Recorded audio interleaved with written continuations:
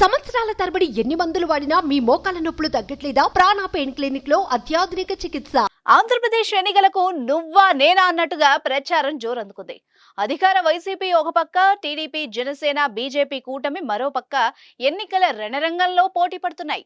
TDP, బీజేపీతో కలిసి వస్తున్న జనసేన ఈ ఎన్నికల్లో ఎంతటి ప్రభావం చూపుతుందన్న చర్చ ప్రధానంగా మారింది. ముఖ్యంగా జనసేనాని పవన్ కళ్యాణ్ పోటీ చేసే పిఠాపురం నియోజకవర్గం మరింత హాట్ టాపిక్ అయింది. పవన్ గెలుపు కోసం ఎంతో మంది అభిమానులు, కార్యకర్తలు ఆతృతగా ఎదురుచూస్తున్నారు. 10 ఏళ్లుగా రాజకీయాలకు దూరంగా ఉన్న మెగాస్టార్ చిరంజీవి కూడా ప్రజాక్షేత్రంలోకి అడుగు పెడుతున్నారు. పవన్ ను గెలిపించాలని పిఠాపురం ప్రజల్ని మెగాస్టార్ కోరనున్నారు. పిఠాపురం ప్రజలకు చిరంజీవి అంటే ఎంతో అభిమానం.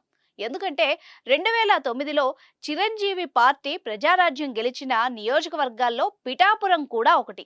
ఆనాడే చిరంజీవి పార్టీని పిఠాపురం ప్రజలు గెలిపించారు. మరో ట్విస్ట్ ఏంటంటే, ఆనాడు పిఠాపురంలో చిరంజీవి ప్రజారాజ్యం అభ్యర్థిగా ఎన్నికల బరిలో దిగింది వంగా గీతానే. అవును, ఆనాడు ఆమె ప్రజారాజ్యంలో చేరి ఎమ్మెల్యేగా గెలిచారు. తర్వాత కాంగ్రెస్, ఆ తర్వాత వైసీపీలో చేరి ఎంపీగా గెలిచి నేడు ఎమ్మెల్యేగా పోటీ చేస్తున్నారు. ఈ రకంగా పిఠాపురం వాసులు ఏనాడో చిరంజీవిని గెలిపించేశారు. ఈనాడు తమ అభిమాన నాయకుడు వచ్చి ప్రచారం చేస్తే గెలిపించరా? అందులోనూ పవన్ కళ్యాణ్ గెలిపించకుండా ఉంటారా అని ఎనలిస్టులు అంచనా వేస్తున్నారు. అసలే మంచి వేవ్ మీదున్న జనసేన చిరు ఎంట్రీతో మరింత జోష్ మీదకొస్తుందని విశ్లేషకులు అంచనా వేస్తున్నారు. పిఠాపురంలో పవన్ గెలుపు కోసం కాకుండా మెజార్టీ గురించే ప్రజలు చర్చించుకుంటున్నారట.